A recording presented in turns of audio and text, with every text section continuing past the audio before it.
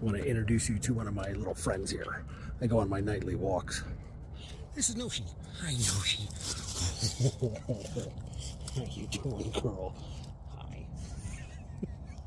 She's my little friend who comes and says hi to me on my walks. All right, I'm gonna keep going, okay? A little more pets. Okay, more pets. Hi, how you doing, girl? So that's Noshi. I love you too, girl. Makes me sad because she's like just by herself. Okay, I'll give you pets. I'm gonna give her pets. Give you those scratches.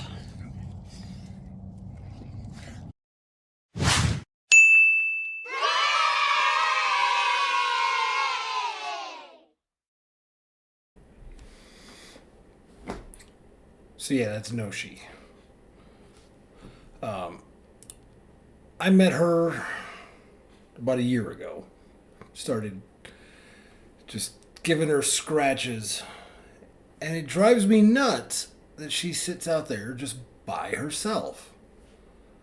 I look forward to seeing her. And I don't look forward to seeing her. Because her owners, her parents, just leave her outside all the time, all by herself. That's not. Anyway. Hey, girls. December 10th, 2024. And it's been a little bit longer than normal because I've had tons of appointments and things to do and boxes to check. And this battery, for some reason, never wants to hold a charge. It's holding a charge right now, but it never wants to hold a charge anymore. So I don't know. I just ordered a new battery online right now. I was watching last night. Was that last night? God, I can't remember anymore. Anyway, The Shawshank Redemption. If you're not familiar, it is ranked as the best movie of all time. The Shawshank Redemption. Shawshank is a prison, and redemption, well, when someone redeems themselves, they get redemption. And holy cow, I started crying like a baby. I think I might be stressed out because just I mean it is one of those movies. It's an emotional movie. It's a little slow going at first. I can't recommend it highly enough. Go and watch it. Great movie. But holy cow, I broke down. You know when I broke down? I don't want to ruin the movie for anybody, but do I tell you this? Why not? Well, actually, the guy ends up in solitary confinement. Solitary confinement is in prison when you've done something even really bad in prison. They put you all by yourself in a little box, and you're solitary, you're alone, and you're confined there for however long. That's the worst thing you can do to a human. When someone is just solitary, that's the absolute worst thing you can do. And he's in there, and they throw him in there for a good amount of time. Again, I'm not going to ruin the movie.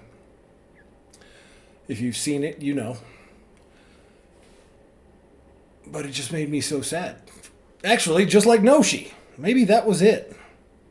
Maybe seeing Noshi. I mean, she's not like in confinement. She does get to see people. But I hate it when any of God's creatures are forced to be solitary. That's not cool. So, it's like, I happen to believe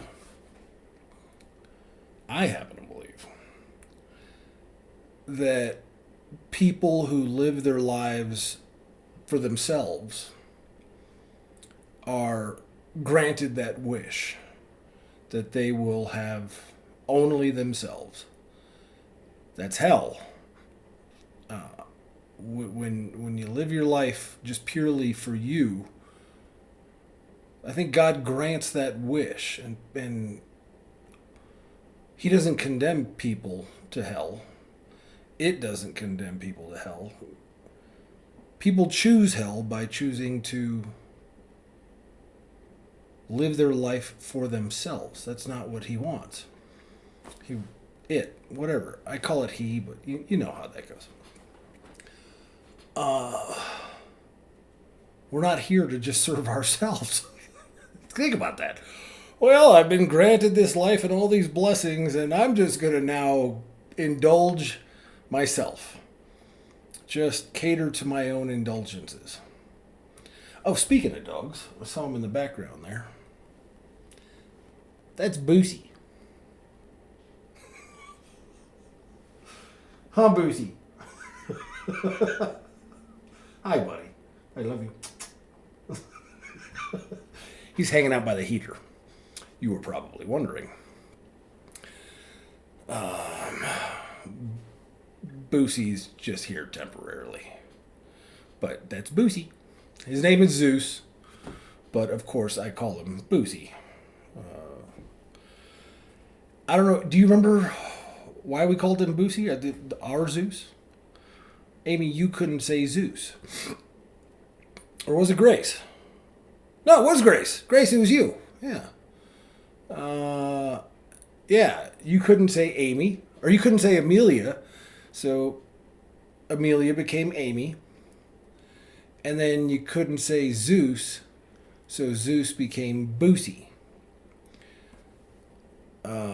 Because you called him Boos. It's Boos. I can picture your little lips. It's Boos. And they became Boosie, and, well, now we have another Boosie. Temporarily. No dogs. Do you know why dads don't ever want dogs? Because they don't want the heartbreak. We deal with enough heartbreak every day. We don't want to have to deal with more. Then you get a dad a dog, and what ends up happening? You've seen the memes, I'm sure. What the hell was I talking about? Oh, yeah.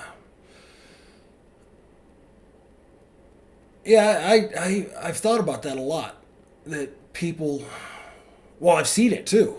I've seen it. Where people who live for themselves are... kind of forced into a life of solitude. I'm watching it right now, actually. And as far as my solitude, I choose it. Because I have this thing where I cannot... I talked to my therapist about this. I won't allow myself to have any enjoyment. Because my job, the job I've been given by God, is to provide for you guys. And so there's no going out and partying or gallivanting around and having fun. I choose this life of solitude because I have a job to do. Because I'm not self-serving. That's what gives me, or part of what gives me the comfort that we'll be together again. I have to work for it. So I choose it. I have the opportunity to go and kind of hang out with people. And I really hope I don't... Yeah, there's a party coming up on Saturday, work. A buddy of mine is throwing a work party. And I'm going to have to force myself to go. Because I feel as though if I go to a party, I'm wasting time that could otherwise be used to benefit you guys, to be doing something that could benefit you guys, either painting these walls or I don't even know what. But I feel like that's a waste of time to go and have... I'm not saying I'm right. I'm not saying I'm right. I'm saying that's the way the old noodle works for me. So... Anyway, nicotine keeps the brain going, so don't give me too much grief about it. I know, right? That's my one vice. That and caffeine. Caffeine and nicotine are my two vices now. I don't have many. And I like it that way. So, sitting here debating, the reason I'm stammering a little bit is, do I tell you the story of the person who's now in the most solitude?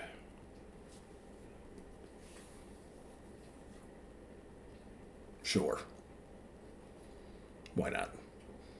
Well, why not? Because I don't want to talk. I don't want it to seem like I'm talking smack about anybody. That's why I don't. My heart breaks for what's going on, but I've witnessed it very blatantly with your grandmother, my biological mother.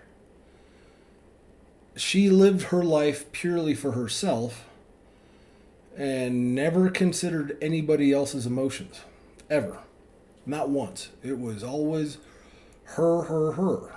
And now she is forced to live a life of solitude. And that sucks. I would love to have a relationship with her. Would love it. It's not possible because of how self-centered she is. And again, that's not me talking smack. That's just me saying what it is. She is consumed only with herself. And because of it, I don't talk to her.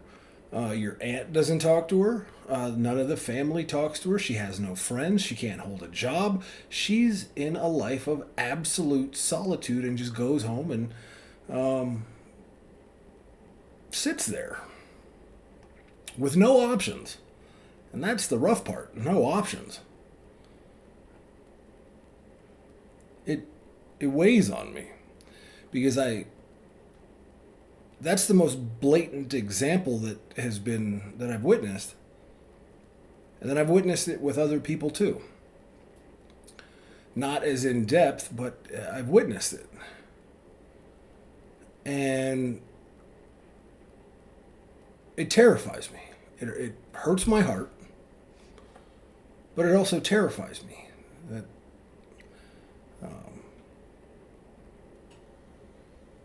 that's a fate literally worse than death.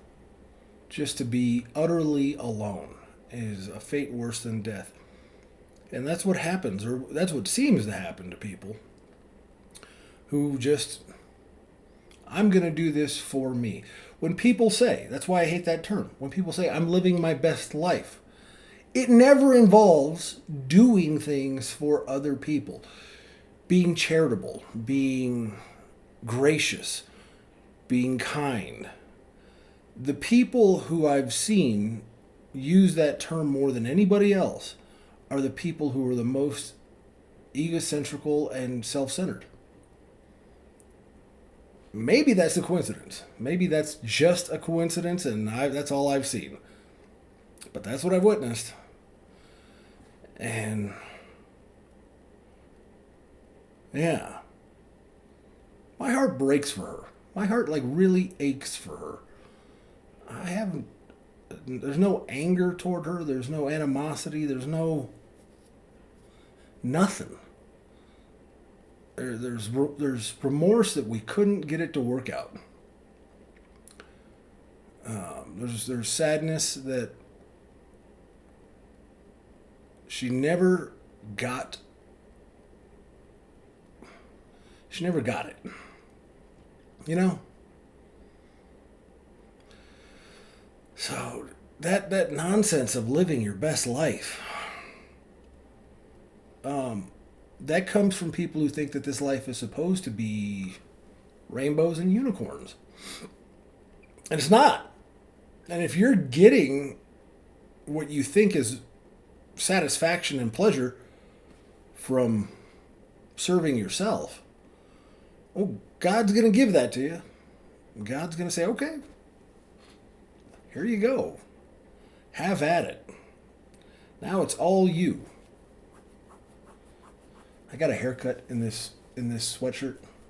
It's the dumbest damn thing. Because this is, well, my Cosby sweater is my favorite sweater. It's the one I always wear. Actually, that's a terrible reference. That's what me and Mom used to call, oh, well, I'll explain it. Hold on. Bill Cosby, before he was found out to be who he is, and you're always found out. Remember that video? Nobody gets away with anything? Bill Cosby thought he was going to get away with things. He put on the show. And nope, he got caught. Rightfully so. But back in the day, when people thought he was this upstanding guy, believed the facade, he used to wear sweaters that were just absolutely ridiculous. Bill Cosby sweater. All right, it'll come up. Yeah. Images. Yeah, so there you go. Bill Cosby sweater. He used to wear those kinds of things, just these ridiculous sweaters all the time. And so now, I don't remember where me and Mom got it from, but that was we would call it a Cosby sweater. It's like a dad sweater, And then people found out who he was. I actually don't want to look at him. But this is my second favorite.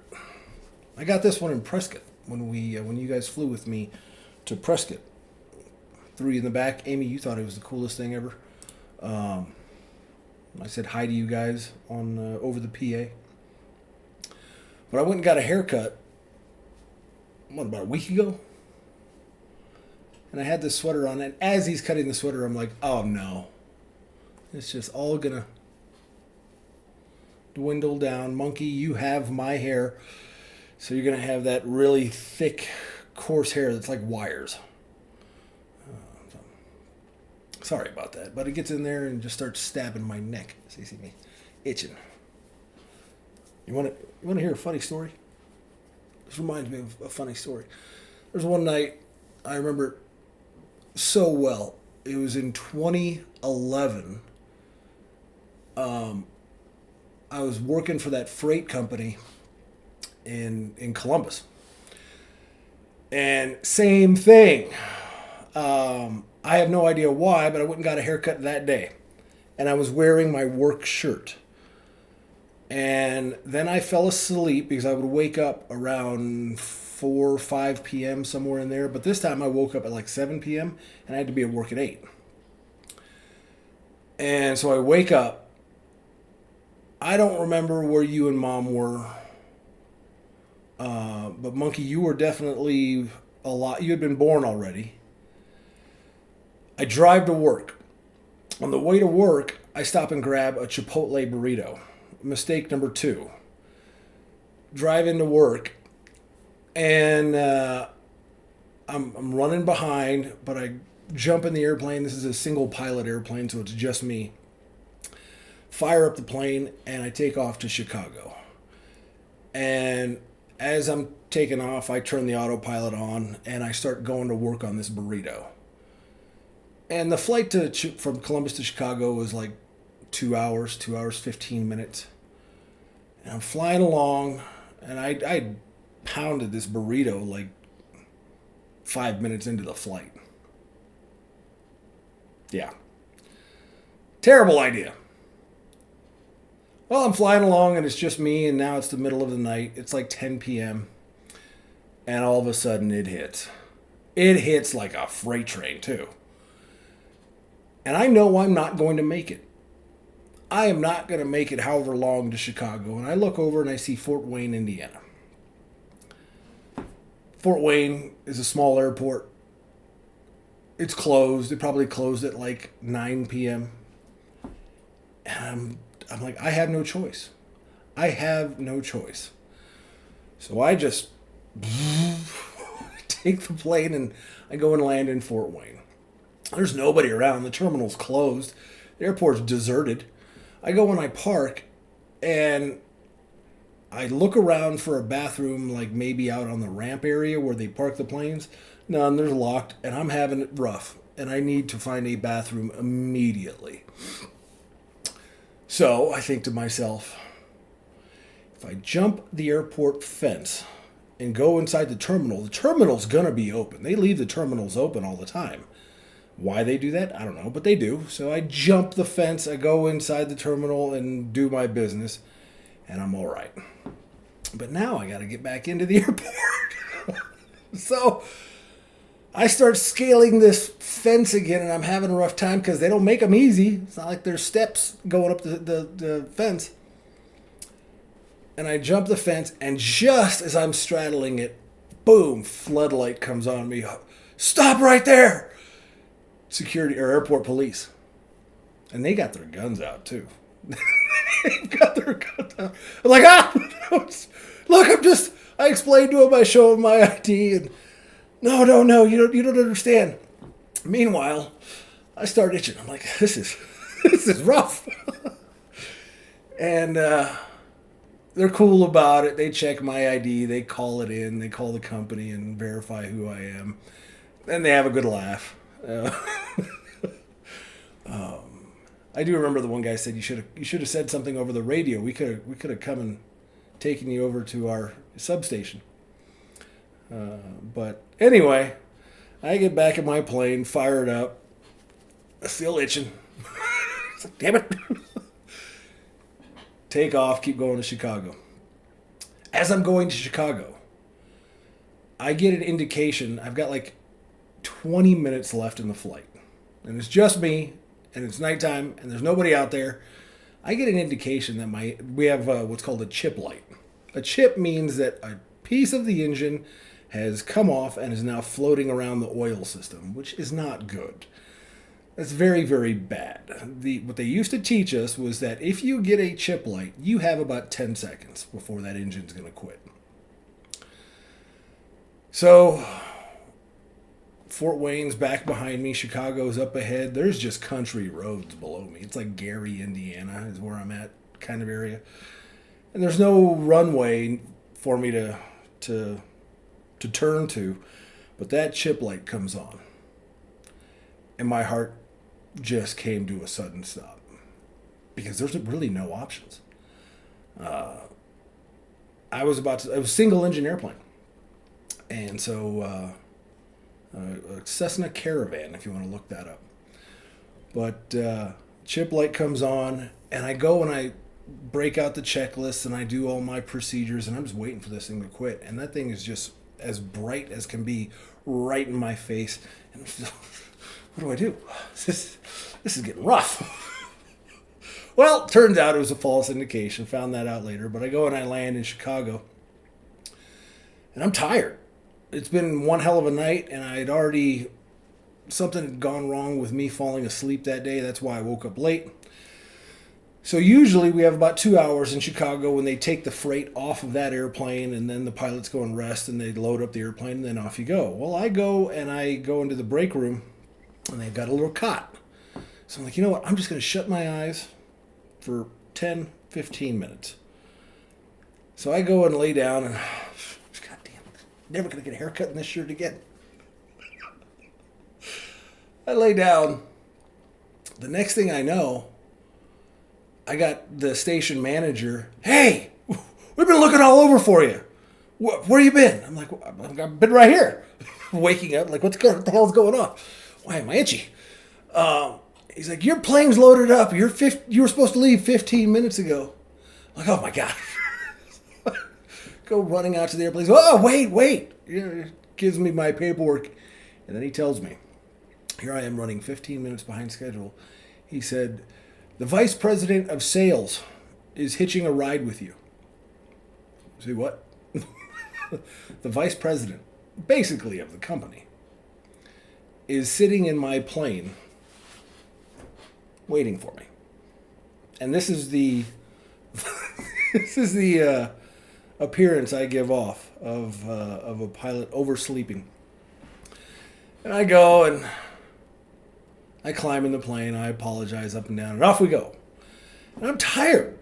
I'm really tired, and I'm itching. We go from Chicago to Cincinnati. It's about another 2-hour flight, and it's the middle of the night. He doesn't have a headset on, so he's tired too, and I watch him kind of doze off. And I'm like, okay, I'm just sitting there, flying along, and it was lonely flying, doing that. I did that for however many years, and you just by yourself most of the time. But managed to pull it off. But on this particular night, I was tired. I remember I had 25. I remember this number specifically, and here's why. 25. Oh, excuse me. No, that's backwards. You'll see about the 25 in a second. I had about 70 miles to go, something like that. 70 miles to go to Cincinnati, and I look off, and I see Indianapolis off to the right side. And I'm just enjoying the view. And in my head, all I do is this, just close my eyes for a second. Nothing big. But I look back down at the GPS, where it has the readout of the distance, and all of a sudden it reads 25.4 miles to Cincinnati. And I looked around and I went, wait, what? I just said 70. Wait a minute. And I look, it says 25.5. 25.6. 25.7. And oh my God, I look over to the guy, he's asleep. I had flown for over 90 miles. I think the statute of limitations is done. 90 miles. Just sitting there with the autopilot on. Blew right past Cincinnati. I know the frequencies by heart, so I change the radio frequency. I start turning around, and I check in with air traffic control, and the controller was funny as all hell. Our call sign was Star Check, and my number was 105. Star Check 105. There you are. Welcome back, sir. Turn left heading. He knew exactly what happened. The guy knew it. Jesus Christ, this is terrible. This night had just been horrific. Anyway, I could have gotten in a lot of trouble, but the controller was super cool. Cut me loose. I go and land in Cincinnati. Same thing, but this time it's what we call a quick turn. Pull up. Why are you late? I overslept. Sorry, but was that you flying overhead? No, that wasn't me. So go and they offload the cargo. They throw the cargo back on, and fire up the engine. Off we go. And we're about 20 miles away from Cincinnati when I get a call over the radio from the air traffic controller. Same guy working air traffic control, and he goes, "Hey, Star Check, I hate to tell you this, but your company's telling you need to go back to Cincinnati because you left your paperwork behind." And I did. We have to have a manifest and paperwork and all this stuff on board. And because I was running around having overslept and overshot the airport and itching like crazy and trying not to piss off the vice president not too badly, I didn't grab my paperwork. Oh my God. He's staring at me. He's just over there. It's like, "I'm sorry, sir. I'm sorry." The impression I must have made on that guy. So we land. Guys come out, hand me my paperwork. Off we go. And ended up finishing the day and just driving home. Itching the whole time. I took that shirt off. I remember I took that shirt off and threw it away. Like, as I walked in the door in the house in Columbus, I ripped that shirt off and... Oh... Never get a haircut in a shirt you like. It's the moral of the story. And keep lids around and all that stuff. Oh, it was all right. It was a good experience. You're going to go, you're going to have those days. You're going to have those days and they're going to suck. You got to laugh at them. Not initially, you're not going to laugh at them. I had somebody ask me a while back, like, how can you laugh at this situation? Actually, I was talking about our situation. I said, it's ridiculous. They said, "How can you laugh?" I said, "Well, because I've made my peace with it. I've really made my peace with it. And the way I explained that to them was, once you've made peace with something, that's when you can actually laugh at it. You can actually chuckle about it. If you can't laugh about it, you're not at peace with it. If you don't want people to talk about things, if you can't laugh about things, you need to delve into the reason why. It's very important. It's very, very important. Here's like an extreme example. September 11th, 2001 happened. And for a long time, you could not make jokes about that. Because the country, everybody, in the country was hurt, for lack of a better term. We had been attacked and people had died. And it was a national tragedy. And you couldn't make jokes about it because people had not processed what had gone on. Now, there's nothing funny about what happened that day. Nothing at all. But once you actually get to a point where you're like, oh, that happened. And, okay, I've processed it. Whew. I've seen comedians make jokes about it now, and the crowd laughs. It's because the healing process has made its way through. I hope someday we can laugh about this. I hope someday you can laugh about it. There's nothing funny about it. But once you get to a point where you can laugh about it, you know that you have made your peace with it. And that's where I'm at. The same person, if you remember let's see if I can pull it up.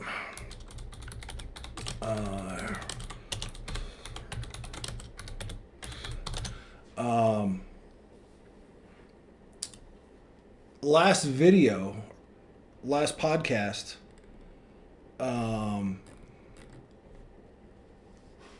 striped or stripped? Nah, I'm not going to find it. Remember the video with the guy with the striped hair? Or it could have been a girl. I don't know. But the glasses and had to wear a wig, At the end of the videos, all the time with you guys, I will say, go out and love one another like I love you. And this particular person that also asked me how I could laugh about, this situation. And it's not a comfortable laughter. It's an uncomfortable laughter, but it's still laughter. It's like, jeez, this is crazy. Said, hey, I thought you were supposed to love, you tell your daughters to love everybody, but it didn't seem like you were loving that guy with the striped hair. And I thought to myself, no, yes, I would hang out with that person as long as they're not, getting too crazy. But what I said to this person was, should I, if I love that person and if I know them, do you think I should just sit there and console them and say, oh, you poor thing, you got your feelings hurt, that person's terrible who did that to you? No, that's not love. Just to sit there and enable behavior is not love. That behavior that person was doing was not healthy. If that person wants to go out and express themselves, great, wonderful. Go out and express yourself. But you can't get hurt because somebody doesn't like your expression. That just means you're not comfortable with yourself. That means you're doing it for the wrong reasons. And so if I were to see that person, I do love that person, and I'd have a talk with them, and or her, and be like, hey, look, you're doing damage to yourself by engaging in this. If you're not comfortable with a person's reaction to who you are, then that's not who you are. You're doing it for a different reason. You're doing it for attention. You're doing it to be a victim. You're doing it for whatever, but you're not doing this because this is you, or you're not comfortable with you. One of the options there. And if you love that person, you'll call them out. If somebody loves me, they're going to call me out. I love you, and I'm going to call you out when you do things that are not in your best interests. And throwing a tantrum like that and posting it to the internet is not in your best interest. So, do I love that person? Absolutely. And I would have no problem, hanging out, having a conversation. But I'm not going to sit there and just, comfort. Oh, you poor thing. See, I love you. That's not love. Not. Zero. Most of the time, not most of the time, a lot of the time, love is not comfortable. Love is an uncomfortable thing. We have to say, hey, no, not cool. That's love. Yeah. Fucking itchy still. This is ridiculous. Oh, I had a couple of videos, actually. I just wanted to show you. I can't even remember what they are. But I do remember I had seen some videos on YouTube. Who's this? Oh. Oh, yeah.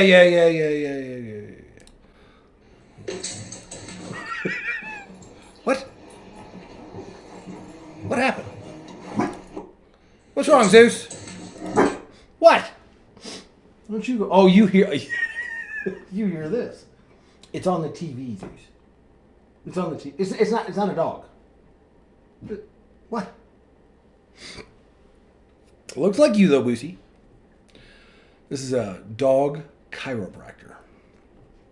Two things.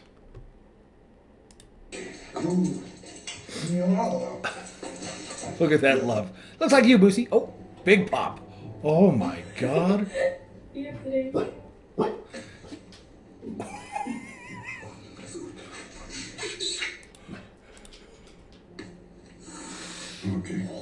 Big pop.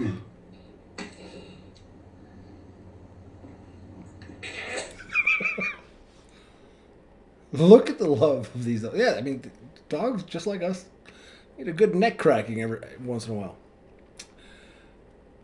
But look at the guy who's doing it.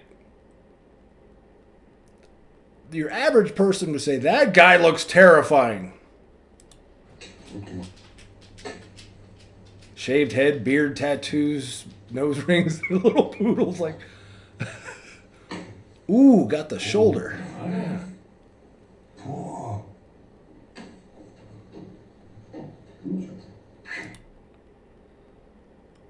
Don't judge books by their covers.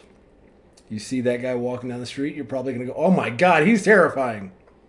Nope. It's the other way around. Ooh, got the jaw? Hold on. Hold on. Come on.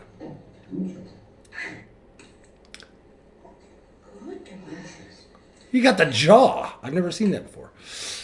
Got the lumbar region there. Nice. Whew. Oh, that's a good boy.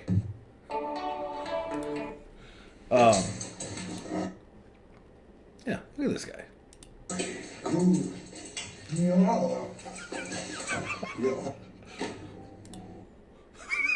The look of shock. Anyway. Who are the dangerous people? Who are the people who will hurt you? Well, as it turned out...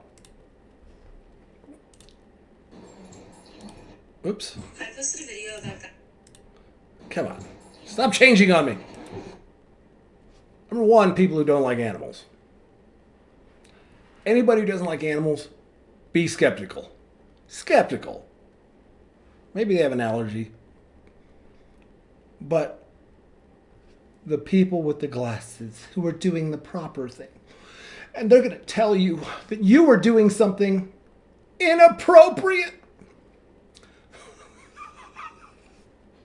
I have to laugh at it because I've made my peace with it. They're crazy people. They're not well.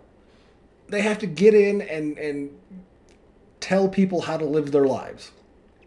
And without fail, their lives are train wrecks. So Karen kicked me out of the library. Karen. This was the next video in the shorts.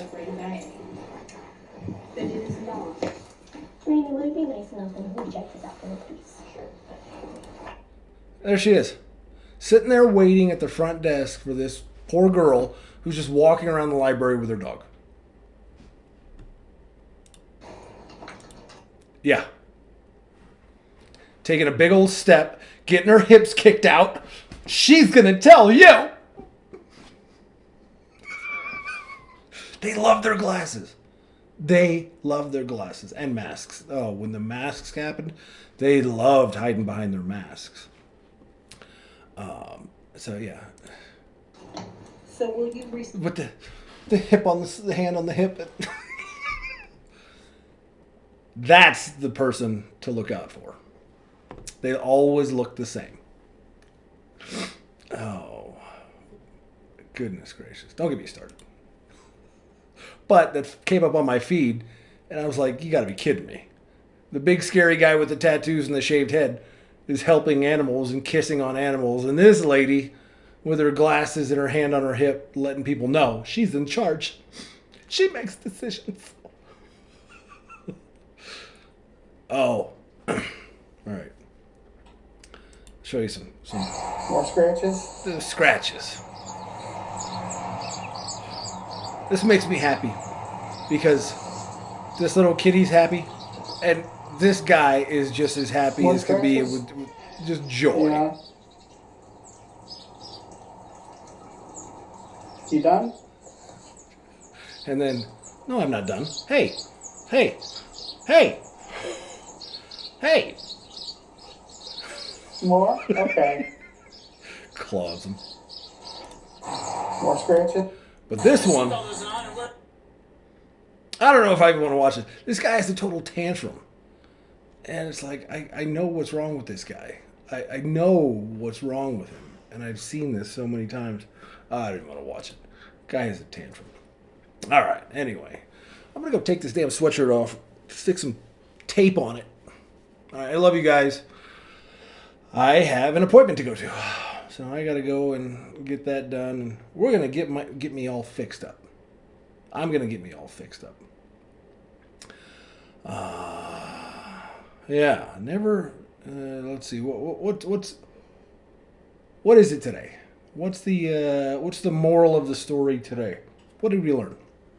Well, never. Well, for you guys, it doesn't matter because you got that long hair. But never get a haircut in a shirt you like. Solitude. Yeah, that's a dangerous one. Watch out for solitude. Live your life for other people. Not all the time. Not all the time. But think about how you can be of service to other people. Your life will be more rewarding than if you serve yourself. And you'll be granted more blessings from God. It's very true. All right. I'm going to get going.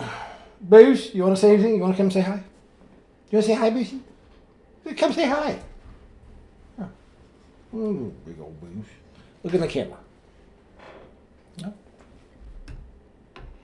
Zeus? Where you at? You stink, Zeus. Wait a minute. Did you step in... Oh, boy. He stepped. I'm thinking he stepped in. Did you step in something? I think he stepped in something. Woof! You stink.